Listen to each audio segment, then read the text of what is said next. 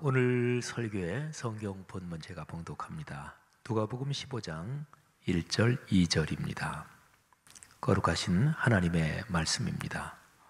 모든 세리와 죄인들이 말씀을 들으러 가까이 나오니 바리새인과 서기관들이 수군거려 이르되 이 사람이 죄인을 영접하고 음식을 같이 먹는다 하더라. 아멘. 오늘부터 크리스마스 전날까지 이어지는 대림절 기간에 주님께서 하늘문을 여시고 여러분에게 큰 은혜를 내려주시기를 바랍니다. 대림절 온택트 말씀 사경회를 통해서 하늘아버지께서 여러분에게 말씀하시며 또 여러분이 하나님 앞에 올리는 기도, 또 오랜 기도 제목 응답하실 것을 믿습니다. 하나님께서 여러분에게 비밀한 일을 보이시고 또 감격스러운 선물을 주시며 건강과 경제와 자녀의 입시 등 삶의 여러 가지 문제에 복을 주실 것입니다. 은혜를 사모하고 믿음의 손을 내미는 사람마다 복을 받을 것을 믿습니다. 대림절 기간에 저는 누가복음 15장 내용으로 주일과 수요일에 연속하여 설교를 합니다. 오늘이 첫 시간인데 15장 1절 2절이 본문입니다. 2절 말씀에 수군거리는 사람들이 나옵니다. 오늘 설교의 과제, 오늘 설교를 통해서 목적하는 것은 두 가지입니다. 이 수군거리는 사람들의 정체가 뭐냐, 그 다음에 두 번째, 거기에서 우리가 어떤 주님의 가르침을 듣느냐 하는 것입니다. 예수님께서 사람들을 가르치실 때 수군거리며 비방하는 사람들이 누구인가요? 2절에 보면 바리새인과 서기관들이 수군거려 이르되 이렇게 기록이 되어 있습니다. 고소할 꼬투리를 잡으려고 엿보는 이 사람들은 누구인가요? 누가복음 전체 흐름에서 예루살렘이라는 이 단어를 살피면 그러면 이 수군거리는 사람들의 정체, 그 모습이 드러납니다. 이 수군거리는 사람들은 예루살렘의 종교 그리고 정치 권력, 거기에 깊이 연관되어 있기 때문에 그렇습니다. 자, 예루살렘과 연관해서 예수님이 예루살렘하고 어떤 연관이 있는지 살펴보겠습니다. 누가복음 전체 이야기에서 예수님은 세 번 예루살렘에 올라가십니다. 첫 번째는 태어나신 지 8일 만에 할례를 받으실 때입니다. 누가복음 2장 22절을 보십시오. 모세의 법대로 정결 예식의 날이 참에 아기를 데리고 예루살렘에 올라가니, 마리아하고 요셉이 아기 예수를 데리고 예루살렘에 간 거지요. 자, 두 번째는 예수님이 12살 때였습니다. 누가복음 2장 41절 42절을 한번 들어보십시오. 그의 부모가 해마다 6월절이 되면 예루살렘으로 가더니 예수께서 12살 되었을 때에 그들이 이 절기의 관례를 따라 올라갔다가. 아멘. 자, 세 번이라 그랬죠. 예수님께서 예루살렘에 가신 게 누가복음 이야기에서 말이죠. 예루살렘으로 올라가시는 예수님의 세 번째 여정은 십자가의 길입니다. 십자가를 지러 예루살렘으로 올라가시는 예수님, 이 여정이 마태, 마가, 누가, 요한 사복음서의 중심 구조입니다. 누가복음 역시 마찬가지고요. 십자가를 향하여 예루살렘으로 올라가는 그 집요하고 긴박한 여정, 한번 우리가 따라가 보려고 합니다. 먼저 9장 31절이 중요합니다. 표준 세번역으로 제가 읽겠습니다. 그들은 영광에 쌓여 나타나서 예수께서 예루살렘에서 이루실 일, 곧 그의 죽으심에 대하여 말하고 있었다. 아멘. 예수님께서 베드로, 야고보, 요한 세 제자를 데리고 갈릴리에서 더 북쪽으로 올라간 지역의 어느 높은 산에 올라가셨습니다. 예수님께서 거기에서 천국의 영광스러운 모습으로 변화되시고 그 자리에 모세, 엘리야 두 분이 나타납니다. 그리고 이 세 분이 예루살렘의 십자가 사건에 관하여 말씀을 나누십니다. 여러분, 북쪽에 어느 높은 산을 생각을 해보십시오. 갈릴리보다 더 북쪽으로 올라간 지역이에요. 거기에서 남쪽으로 이렇게 내려다보면 우선 이스라엘의 북부지방 갈릴리, 그 다음에는 중부지방 사마리아, 그리고는 남부지방 유다. 그런데 유다 남부지방에서 해발 800m의 산성도시가 예루살렘입니다. 그러니까 지금 변화산이라고 보통 부르는 이 북부의 높은 산에서 저 남쪽의 산성도시 예루살렘을 향하여 영적인 전쟁이 선포되는 겁니다.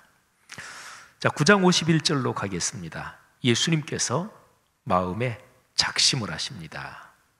예수께서 하늘에 올라가실 날이 찼다. 그래서 예수께서는 스스로 예루살렘에 가시기로 마음을 굳히셨다. 자, 그 이후에 진행되는 이야기에서 예루살렘이 언급되는 중요한 세 구절을 보겠습니다. 13장 22절, 17장 11절, 18장 31절입니다. 제가 이어서 읽을 텐데요. 한번 그 흐름을 생각하면서 들어보십시오. 예수님은 한치도 흐트러짐 없이 일직선으로 예루살렘으로 가십니다. 예수께서 예루살렘으로 가시는 길에 가르치시면서 각 성읍과 마을을 지나가셨다. 예수께서 예루살렘으로 가시는 길에 사마리아와 갈릴리 사이를 지나가시게 되었다. 예수께서 12 제자를 곁에 불러놓으시고 그들에게 말씀하셨다. 보아라, 우리는 예루살렘으로 올라가고 있다. 인자에 관하여, 인자는 예수님께서 자신을 가리키실 때 쓰시는 표현이에요. 인자에 관하여 예언자들이 기록한 모든 일이 이루어질 것이다. 예수님이 예루살렘을 향하여 계속 가시는 거예요. 예수님께서 드디어 남부 유다 지역의 여리고에 도착하셨습니다. 예루살렘은 800m 고지의 산성도시라고 그랬죠. 여리고는 해수면보다도 조금 낮은 도시, 이 정도입니다. 그리고 여리고에서부터는 이제 본격적으로 예루살렘을 향하여 올라가는 길입니다. 예수님은 여리고에서 세리 삭개오의 집에 들어가서 구원을 선포하십니다. 죄인의 집에 들어갔다고 수군거리는 사람들이, 바리새인들, 또 사람들이 있었어요. 예수님은 그들에게 강력한 경고의 가르침을 주시고, 그리고 나서 예수님은 이제 해발 800m 산성도시 예루살렘으로 본격적으로 올라가십니다. 누가복음 19장 28절이 그 안에 아주 특징적인 표현이 있어요. 들어보십시오. 예수께서 이 말씀을 마치시고 앞장서서 걸으시며 예루살렘으로 올라가고 계셨다. 여러분, 제가 지금 읽어드린 이 구절에서 앞장서서 걸으시며, 마치 전쟁터에서요, 어떤 고지를 점령하는데 이렇게 조심스럽게 계속 접근하다가 마지막에 돌격 앞으로 하는 게 있잖아요. 그때 지휘관이 앞서서 뛰어나가면서 돌격 앞으로 나를 따르라, 마치 그런 분위기 비슷합니다. 앞장서서 걸으시며 예수님은 결연한 자세로 앞장서서 성큼성큼 예루살렘으로 올라가십니다. 다 올라가서 베다니에서 나귀를 타고 예루살렘에 입성하시고, 그리고 예루살렘의 권력자들과 충돌하십니다. 21장으로 가면 예수님은 예루살렘이 처참하게 멸망할 것을 예고하십니다. 그리고 22장, 23장으로 가면 예수님이 체포되시고 신문을 당하시고 사형 선고를 받으시지요. 그리고서 십자가를 지시고 골고다 언덕으로 끌려가십니다. 그런데 끌려갈 때 많은 사람들이 뒤를 따라가고, 그리고 많은 여인들은 울면서 따라갑니다.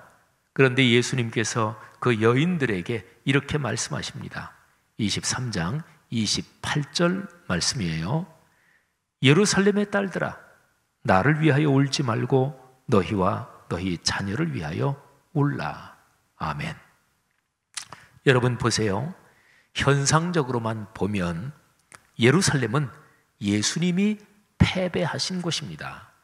죽임을 당하셨으니까요. 그러나 예수님은 부활하셨습니다. 부활하신 주님께서 예루살렘 성 밖 동쪽으로, 성 밖 그 베다니 앞에서 하늘로 올라가십니다. 바로 감람산이에요. 승천하시면서 제자들은 이렇게 말씀하십니다. 누가복음의 맨 마지막 장이 24장인데요 24장 48절 말씀입니다.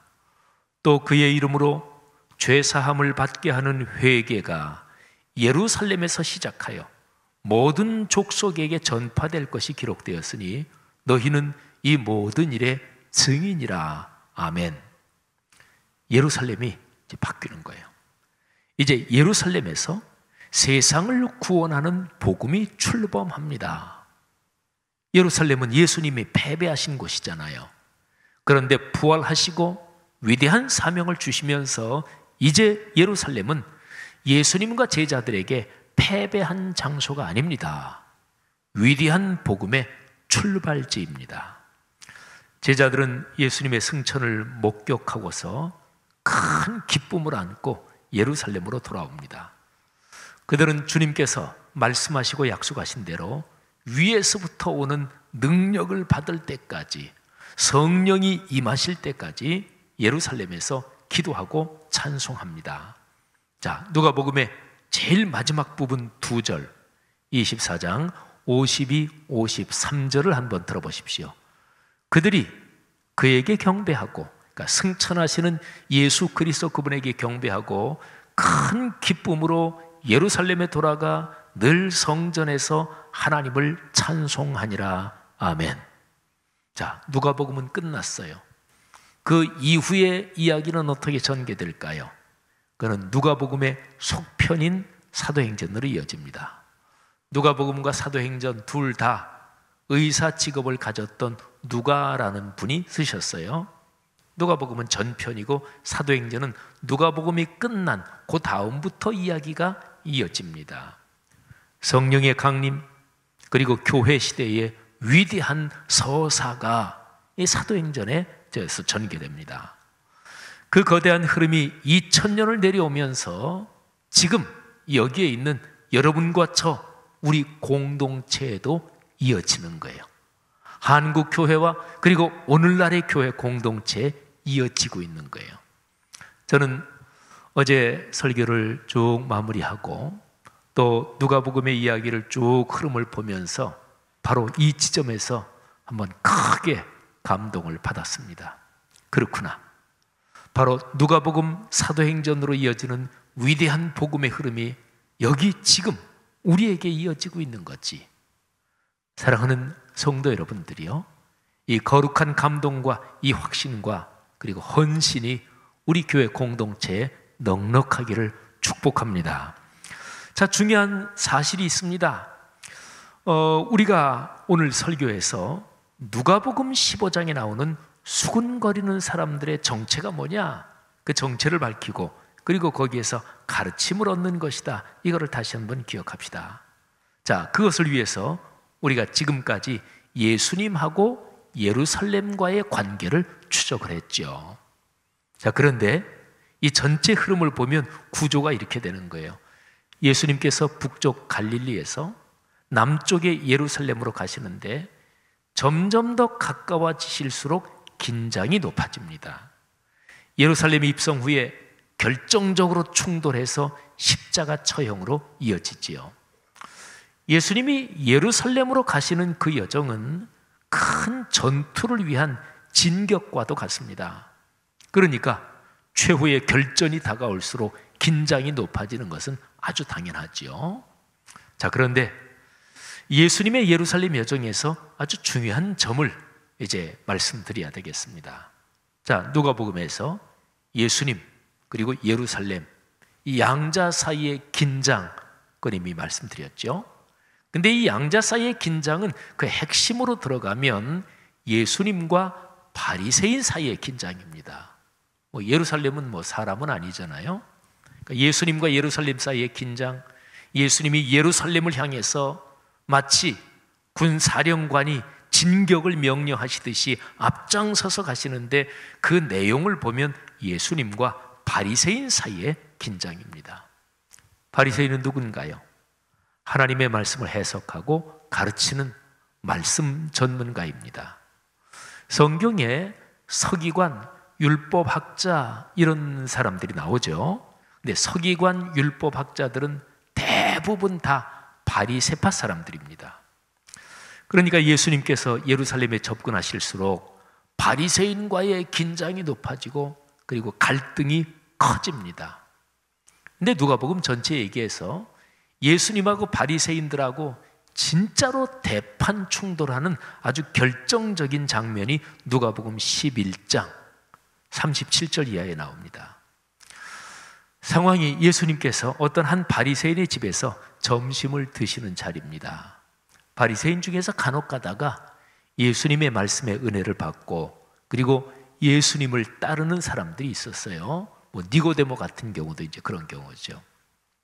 이름은 밝혀지지 않았는데 어떤 바리새인 한 사람이 예수님을 점심 식사에 초대했습니다. 바리새인의 집이니까 당연히 바리새인들, 율법학자, 서기관들 이런 사람들이 식탁에 앉아 있었을 것입니다. 그런데 바로 그 자리에서 예수님은 그동안 이어져 온 바리새인들의 비난과 공격에 작심하고 대응하십니다. 아주 무시무시하게 그들을 폭격하십니다. 바리새인과 율법학자들에 대해서 6개의 저주 선언을 하셔요. 그 저주 선언이 예수님의 입에서 막 쏟아져 나옵니다. 제가 한번 그 구절들에서 중요한 부분을 읽어드리겠습니다. 한번 그 장면을 상상하시고 예수님께서 얼마나 강력하게 말씀하시는지 한번 생각해 보세요. 사복음서에 기록된 예수님의 생애 전체 이야기 중에서 예수님이 가장 강력하시다 그런 장면을 한 두세 장면을 꼽는다면 그 중 하나입니다. 너희 바리새인은 지금 잔과 대접의 겉은 깨끗이 하나 너희 속에는 탐욕과 악독이 가득하도다.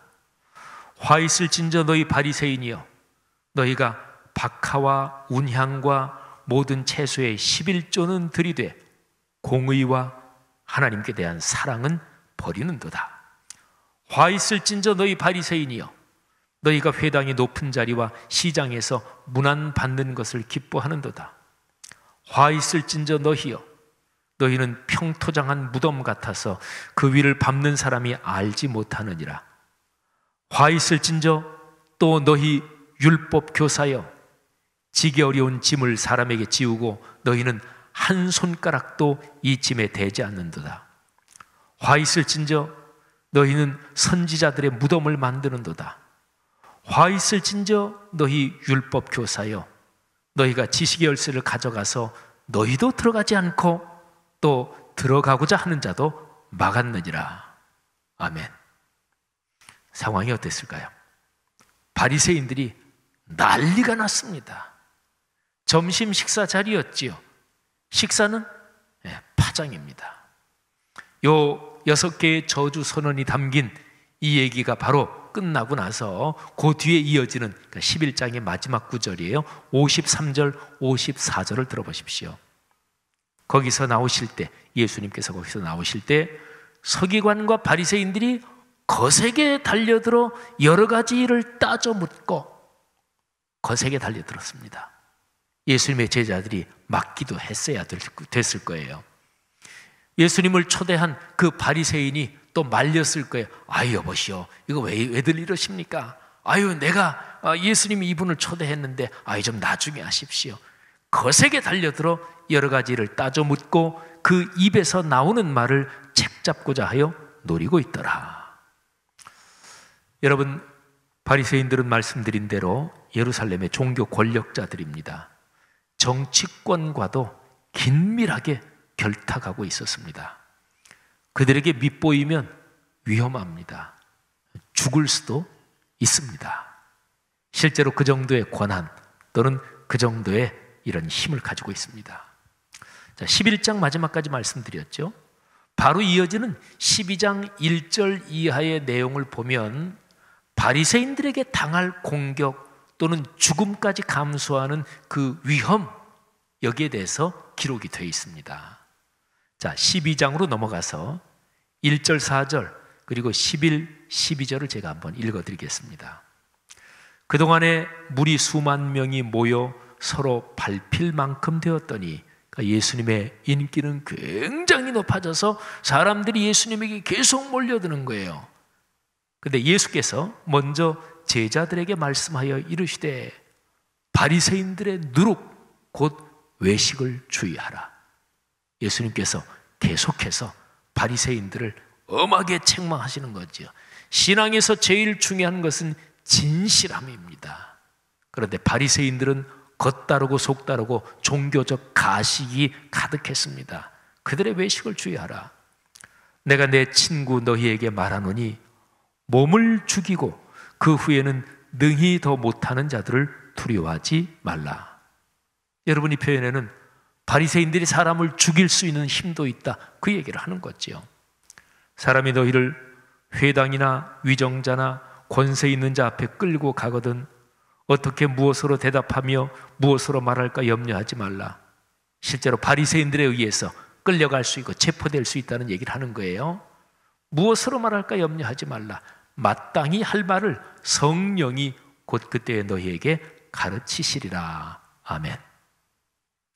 여러분, 11장의 대충돌 이후 그리고 12장, 13장, 14장에서 예수님은 계속해서 이런저런 가르침으로 바리새인들의 위선적인 신앙을 책망하며 바른 신앙의 길을 가르치십니다. 14장까지 계속 그래요. 그리고 나서 15장으로 넘어가요. 그리고 15장 1, 2절이 오늘 설교의 본문입니다. 모든 세리와 죄인들이 말씀을 들으러 가까이 나오니 바리새인과 서기관들이 수군거려 이르되 이 사람이 죄인을 영접하고 음식을 같이 먹는다 하더라. 여러분, 생각해 보십시오. 지금 바리새인들, 이 사람들이 수군거리는 게 예수님에 대해서 안 좋은 얘기를 하면서 야, 좀 작게 얘기해. 저 양반이 혹시 들으면 결례가 돼. 이 정도의 수군거림이었을까요? 아니겠죠. 11장에서 대판 충돌한 것을 떠올리시면 됩니다. 여기 이 수군거리는 사람들이 누구입니까? 말씀의 해석자여 선생인 바리새인과 서기관들입니다. 이들이 왜 수군거립니까? 말씀이 삶으로 이어져야 한다는 예수님의 가르침에서 말씀과 삶이 일치하지 않는 자신들의 위선이 드러납니다. 자신들의 권위가 거짓된 종교적 기술, 종교적 테크닉에 기반을 두고 있다는 것이 폭로됩니다. 입으로는 말씀과 기도와 금식과 자선과 영생을 말하는데 사실 그 모든 것이 세속적인 이익을 갈취하는 도구였다는 것이 백일하에 드러납니다. 바리새인들이 수군거리는 이유입니다. 세리와 죄인들은 말씀을 들으러 예수님에게 가까이 옵니다. 그런데 정작 말씀의 선생인 바리새인들은 말씀 자체이신 예수님, 그 예수님의 가르침을 거부합니다. 사랑하는 성도 여러분들이요, 크리스마스의 계절입니다. 크리스마스에 오신, 사람 몸을 입고 오신 예수 그리스도는 말씀 자체이십니다. 이 크리스마스의 계절에 누가 복을 받는 것일까요? 말씀으로 오시는 예수님을 믿음으로 영접하는 사람, 그래서 예수님의 말씀, 그 가르침, 아니 예수님 자신이 성령으로 우리 안에서 살아 움직이는 바로 그 사람이 복을 받는 거죠. 공예배의 설교를 들을 때, 또 개인적으로 말씀을 묵상할 때, 이때 마음을 열고 믿음으로 말씀을 받아, 믿음은 손 같은 거예요. 하나님이 주시는 선물, 하나님이 주시는 말씀을 받는 손이 믿음이에요. 그러니까 말씀이 선포될 때 마음을 열고 믿음으로 받아 삶으로 순명하는 사람, 그 사람이 복을 받습니다. 사랑하시는 성도 여러분들이요, 여러분 모두가 그런 복을 받으시기를 축복합니다. 기억합시다. 말씀이 삶으로 이어지는 것이 예수님을 본받는 것입니다. 예수 그리스도를 통해서 삼위일체 하나님을 만나는 것이 복음입니다. 이 대림절의 복된 기간에 이 복을 다들 받으시고 넉넉하게 누리시고 또 다른 사람과 나누시기를 주님의 이름으로 축복합니다.